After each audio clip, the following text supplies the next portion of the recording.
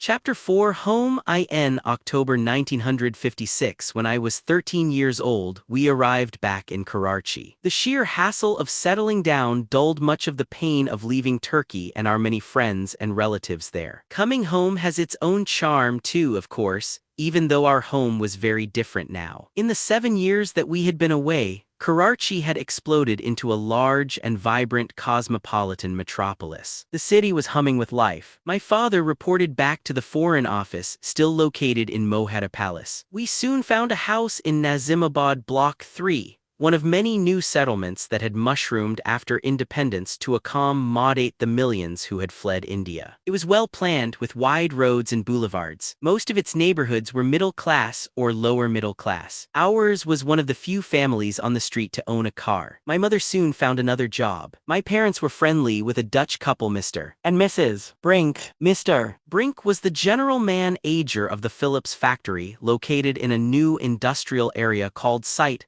and my mother became his secretary. Her pay was good, and one of the perks of the job was that she got a Philips radio at a discount. She worked there for a long time. Years later, I stayed for 3 days with the Brinks in the Netherlands. That fall, Javed and I took the entrance examination for classes 9 and 8. Respectively, at St. Patrick's, the old and highly regarded Catholic missionary school for boys that we had attended earlier. Both of us did 25-26 in the line of fire very badly in Urdu, not having studied that language in Turkey. Javed got in anyway, because of his excellent showing in every other subject. I didn't, and was temporarily admitted to a school called Mary Kalako. My parents immediately worked to bring our Urdu up to scratch. We picked it up quickly. It was, after all, their tongue. They both taught it to us, and they also hired a tutor. I became good enough to get into St. Patrick's after 3 or 4 months, though I suspect that my swift admission may also have had something to do with Javed's high score on the first quarterly examination he took. They must have thought that the brother of such a bright boy couldn't be a completely hopeless case. My younger brother Naved joined St. Patrick's School later in class 6 in 1957. He was a steady boy who earned average grades. In Ankara, we had walked to school through beautiful fields. In Karachi, our school was too far for walking, and the route wasn't pretty either. Sometimes my father dropped us off in his car. Usually we went by bus. The bus was always brimming with people, with hardly ever any vacant seats. To return home, Javed and I walked from school to the Regal Cinema nearby, where the bus had to slow down at a turning. There, we would both jump onto the moving bus thanks to our gymnastics, a dangerous practice, but boys at that age normally throw caution to the wind. It would take us half an hour to get home, dead beat from the heat and the humidity. Our neighborhood, Nazimabad, was a tough place to live, and it has become tougher since. I would not call it the Harlem of Karachi, but perhaps it was the South Bronx. A boy had to be street smart to survive. There were the inevitable street gangs, and needless to say, I joined one. Needless to say, too, I was one of the tough boys. Flying kites is a favorite sport in Pakistan, but it is done with a difference. Here, as in Afghanistan, people dip the string in glue filled with crushed glass. There are kite fights, with one flyer trying to cut the string of the other to make him lose his kite. The flyer's fingers always get cut and bleed. The cuts are very painful, much worse than paper cuts. The severed kite floats slowly to the ground, and in an unspoken tradition, the boy who catches it gets to keep it. A recent popular American novel set in Afghanistan, The Kite Runner, brings this tradition to life, and my own experience included a variation home 27 of a key moment in that story. There was a bully in our area who would walk up to the boy who had caught a kite and demand that he hand it over, or else. Most boys would oblige. One day my older brother got hold of some string from a cut kite. The bully, accompanied by 2 other boys, rudely asked him to hand it over. I held my brother's hand and said, "Why should we give you the string?"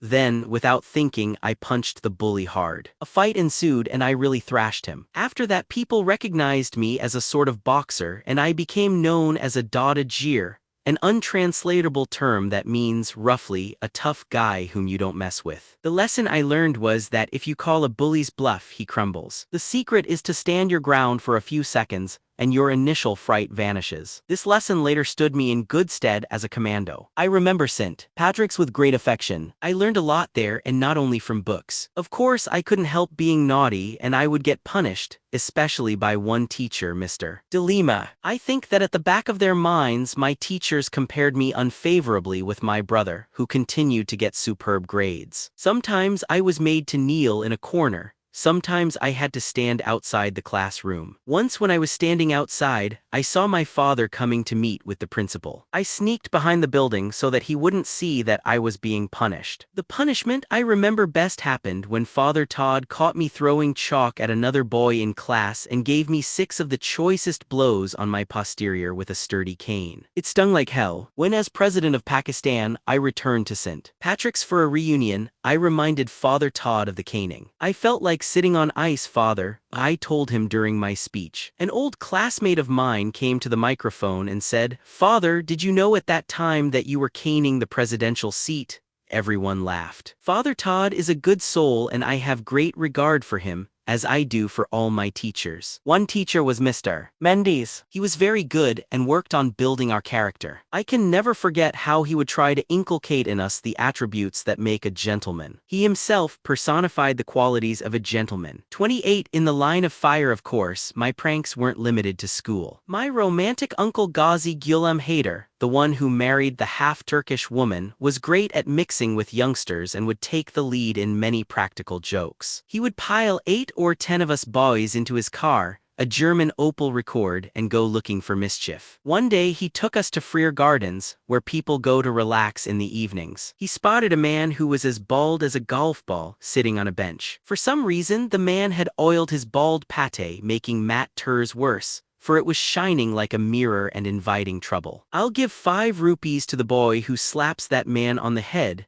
announced Uncle Haider. We all shrank back, asking him how we could do such a thing and get away with it. "Watch me," said my redoubtable uncle. He walked right up behind the man and gave him a tight smack right in the middle of his shiny head, saying, "Bashir, there you are. I've been searching for you, it must have stung like hell." The baldy spun around in shock, but before he could say anything my uncle apologized profusely. "I am so extremely sorry, my brother. You are a carbon copy of a good friend of mine, and I mistook you for him. He was supposed to be here."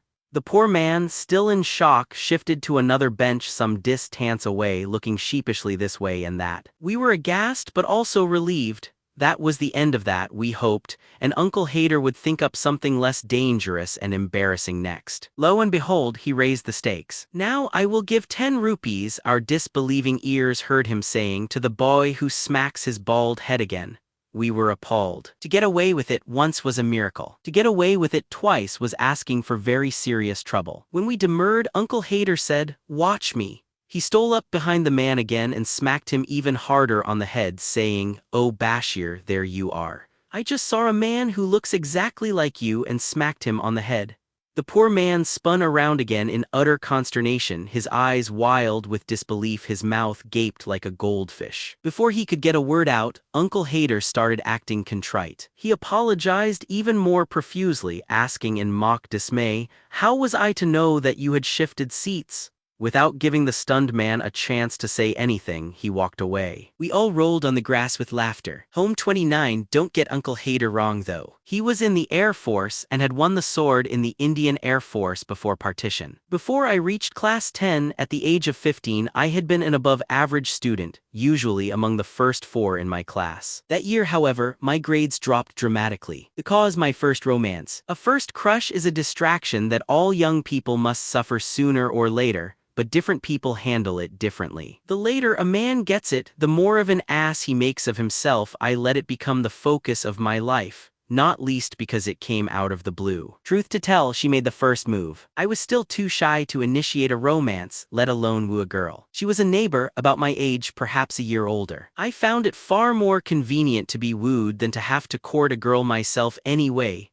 I could think of nothing else except her. She didn't know English, and I wasn't brilliant in Urdu. A friend would read her letters to me in Urdu, and I would dictate my reply to him in Urdu. The person who would deliver the letters was my younger brother's friend. He was slightly built and could squeeze in and out of most places. He would deliver my letters and pick up hers by quietly sneaking into her house. I went so far as to get my nanny Amma, my maternal grandmother, into the act without her realizing it. She was a lovely woman who used to wear a burqa, as conservative Muslim women do. I would tell Nanny Amma that she must visit the neighbors, and then direct her to the girl's house. Before she went, I would hide a letter in a pocket of her burqa and pass a message to the girl explaining where to find it. Poor Nanny Amma would go to the girl's house as an unwitting courier with a romantic letter in her pocket. Had she known, she would have been quite upset, to put it mildly. Certainly, my mother would have come to know of it. This girl was very beautiful. It was puppy love, really, just an infatuation. And it lasted only until my parents moved to another house far away on Garden Road near the Karachi Zoo with its beautiful gardens. On Garden Road, I fell straight into my next romance. She was a beautiful Bengali girl from East Pakistan, now Bangladesh. This crush was somewhat less frivolous than my first. She is happily married now, 30 in the line of fire and lives in Bangladesh. I think my mother suspected all along because I suddenly slipped in my studies. She wasn't sure, but she became very annoyed with me for my poor results. I did well enough on my finals for class 10, ranking in the second division and missing the first by just 4 points. I earned the first prize in mathematics. At that point, my mother decided that Javed would go into the civil service of Pakistan CSB,